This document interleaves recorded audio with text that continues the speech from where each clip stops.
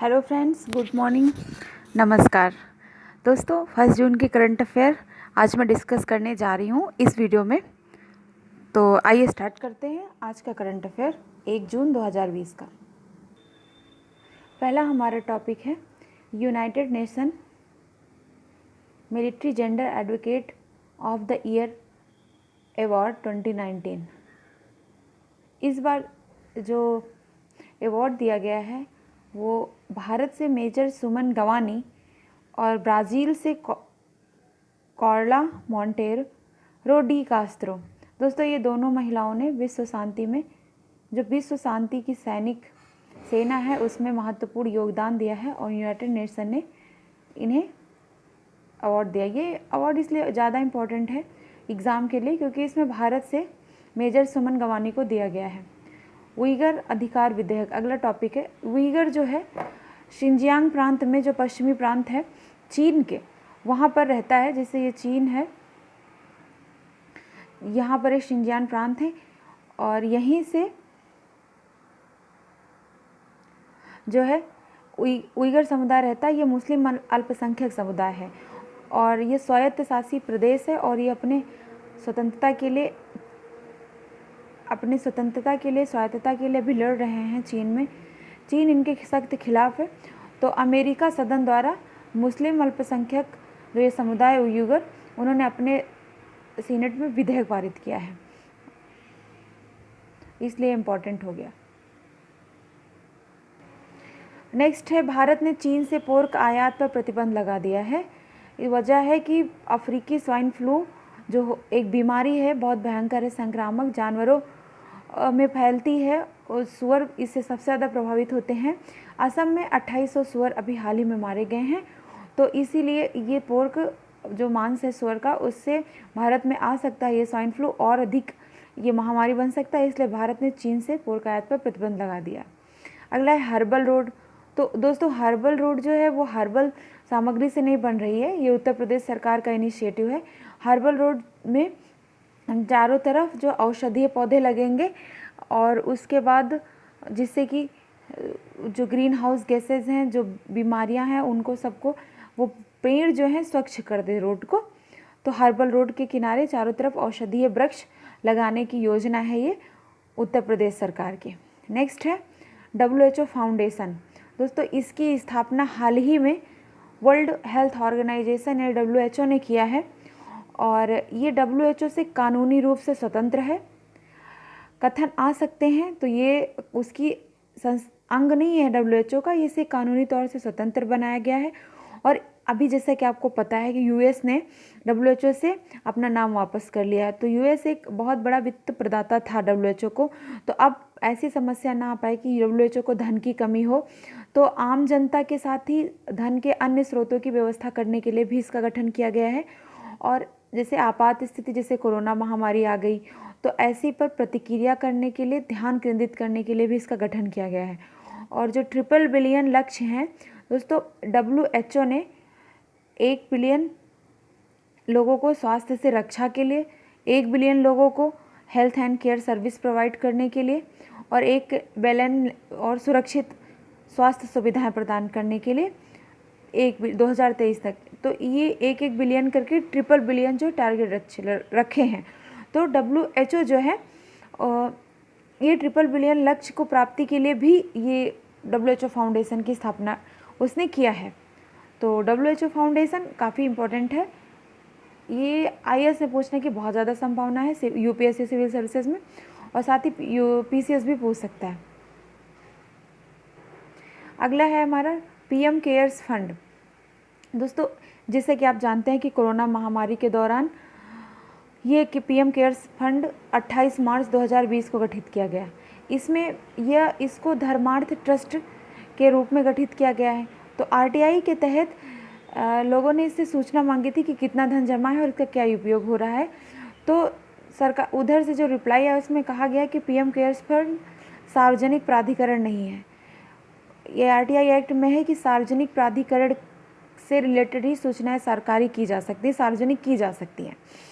तो सार्वजनिक प्राधिकरण के लिए जैसे कि एक्ट के द्वारा बना हो, सांविधिक हो या संवैधानिक हो, या कि सरकार उसको फंडित कर रही हो या सरकार के द्वारा स्थापित, तो लेकिन और परंतु सरकार ने कहा है कि सार्वजनिक प्राधिकरण नहीं है और इसे लोक लेखा समिति सीएजी की निगरानी और साथ ही समेकित आकस्मिकता कोष में भी नहीं जमा करना है, तो इसकी किसी तरीके की जांच नहीं होनी चाहिए।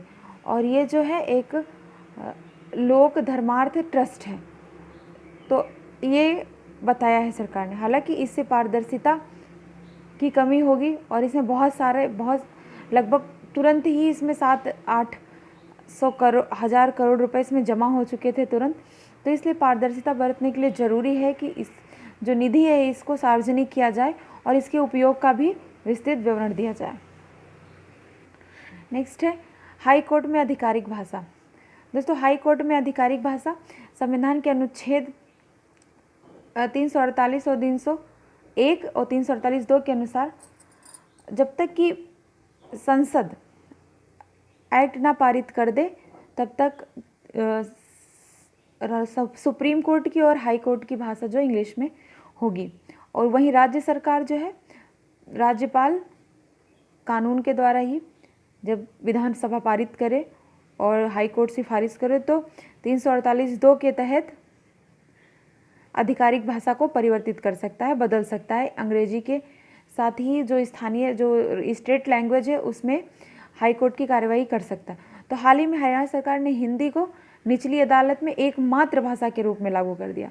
तो इसके खिलाफ वकीलों ने सुप्रीम कोर्ट में याचिका दायर की है कि यह जो है समानता के अधिकार के खिलाफ है, आजीविका के खिलाफ है, क्योंकि इससे फिर जो भाषाई जो अंग्रेजी में या फिर अन्य भाषा में पारित जो निष्णात वकील हैं उनकी आजीविका पर संकट आ जाएगा और हिंदी के जो निष्णात वकील हैं उनको ही इस भाषा का लाभ मिलेगा इस एक्ट का। तो इसलिए समानता के खिलाफ है, तो इसलिए ये इम्पोर्टेंट था। तो और राजभाषा एक्ट 1963 के तहत भी कुछ इन्होंने पारित किया है ये। और एक चीज़ और है कि संविधान की जो अनुसूची है 8 उसमें भाषाएं दी गई हैं, तो उसमें अभी वर्तमान समय में 22 भाषाएं, स्टार्टिंग में 14 थी। तो ये 22 भाषाएं जो है संवैधानिक भाषाएं हैं और कोई भी राज्य इन भाषा में अपना कार्य हाई कोर्ट को दे सकता है, लेकिन एकमात्र भाषा हिंदी दे दी थी। इस वजह से ये वकीलों ने सुप्रीम कोर्ट में याचिका दायर की है।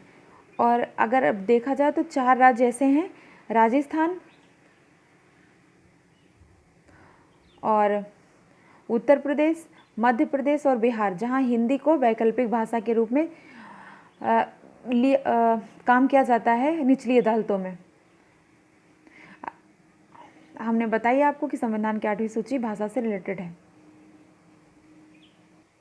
अगला है आपदा प्रबंधन एक्ट 2005।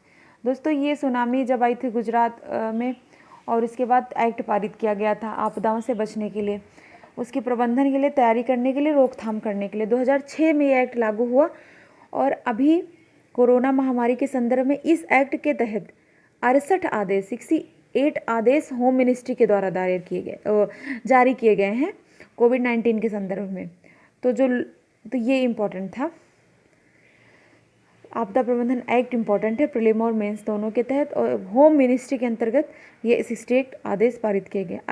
अगला है लोकसभा नियम 266 और 267 के तहत राज्यसभा सचिवालयों ने वीडियो कॉन्फ्रेंसिंग के माध्यम से जो समितियों की बैठक होती है उसमें शामिल होने से इनकार कर दिया, क्योंकि ये जो है गोपनीयता के सिद्धांत के खिलाफ है, क्योंकि वीडियो कॉन्फ्रेंसिंग में सभी लोग सुनते हैं और इस प्रकार जो है ये गोपनीयता के प्रति जो नियम है उसके खिलाफ है। अगला है नेपाल ने भारतीय जो टेरिटरी के स्थल हैं कालापानी, लिपुलेख और लिम्पाधुरा जो कि उत्तराखंड में स्थित है, नेपाल के हिस्से में दर्शाया। जो नेपाल ने अभी हाल ही में एक संविधान संशोधन विधेयक प्रस्तुत किया है उसमें कहा है कि ये भारतीय स्थल को अपने मैप में दर्शाया, तो भारत ने इसका विरोध किया है। अगला है मिसाइल पार्क अग्निपथ प्रस्थ, इसको INS कलिंग जो विशाखापट्टनम में स्थित है उसमें प्रदर्शनी के लिए अग्निप्रस्थ स्थापित किया गया है और ये 1981 से लेकर INS कलिंग के मिसाइल इतिहास को प्रदर्शन करेगा। दोस्तों, हाल ही में टिड्डियों का आक्रमण काफ़ी न्यूज़ में था, तो इसके बारे में हम कुछ जान लेते हैं कि 26 वर्षों में टिड्डियों का विशाल आक्रमण हुआ, आखिर क्यों हुआ और किस लिए। तो ये जो भारत में आक्रमण हो रहा है तो वो रेगिस्तानी टिड्डियाँ हैं। तो दोस्तों अकेले टिड्डी या फिर कुछ झुंड में टिड्डियाँ परेशान नहीं करती हैं, नुकसान नहीं करती फसलों को, लेकिन जब यही एक झुंड में चलती हैं तो बहुत ही फसलों को नुकसान करती हैं, उनके ऊपरी पर्ण को नष्ट कर देती हैं और अपने लिए ज़मीन को जो है शुष्क करती हैं और बंजर बना के उसमें प्रजनन करती हैं और अपना निवास स्थान बनाती हैं। तो जो इस बार क्या हुआ, कारण क्या है कि कई कारण हैं, जैसे कि कई जो जहाँ ये रहती हैं, जहाँ इनका विशाल निवास स्थान है, जैसे कि अफ्रीका के पूर्वी तट पर सोमालिया, इथियोपिया, मोजाम्बिक इधर रहती हैं, और साथ ही जो पश्चिमी एशिया के क्षेत्र हैं जैसे देश हैं ओमान, यमन, और तो ये भारत है। तो यहाँ पर आके उन्होंने आक्रमण किया है। तो कारण क्या है, तो ये जो पूर्वी अफ्रीका तथा पश्चिमी एशिया के तटीय देशों में अच्छी बारिश हुई है। बारिश के कारण इनको प्रजनन करने और विकास के लिए समय मिल गया, और वो जो अक्टूबर और नवंबर में इधर आती थी वो अप्रैल तक राजस्थान पहुंचने लगी। तो वहाँ के जो जैसे कि जो चक्रवात है, चक्रवात आया मेकुनु और लुबान, ये कहाँ आया, क्रमशः मेकुनु आया ओमान में और यमन में लुबान आया। तो इस चक्रवात के कारण जो उनका बंजर स्थान था, जो मरुस्थल था जहाँ वो रहती थी, वहाँ वो झील बन गए, पानी भर गया, और इसके कारण जो है उनका वो इधर आई, राजस्थान एरिया में शुष्क क्षेत्रों में आई, और साथ ही भोजन की खोज में वो भारत की ओर बढ़ी। हवाओं ने उनका साथ दिया, जैसे कि पश्चिमी बंगाल की खाड़ी में भी अम्फान चक्रवात आया, और साथ ही छोटे छोटे चक्रवात, निम्न वायु दाब बना और हवाओं ने उनको दिशा दी। तो इस प्रकार जो टिड्डियाँ हैं उन्होंने भारत में बहुत ही बड़ी संख्या में आक्रमण किया है। एक ये टिड्डियों का आक्रमण आज का नहीं है, बहुत इतिहास में पुराना है। अंग्रेजों के काल में भी ये बहुत बार आई थी। तो टिड्डी चेतावनी संगठन का गठन किया गया था 1927-29 में। तो दोस्तों ये था आज की हमारी क्लास, आज का वीडियो लेक्चर। प्लीज़ वीडियो को अगर पसंद आए तो लाइक कीजिए, शेयर कीजिए, और अगर आपने सब्सक्राइब नहीं किया तो सब्सक्राइब करिए। Thank you very much. नमस्कार, हैव अ नाइस डे।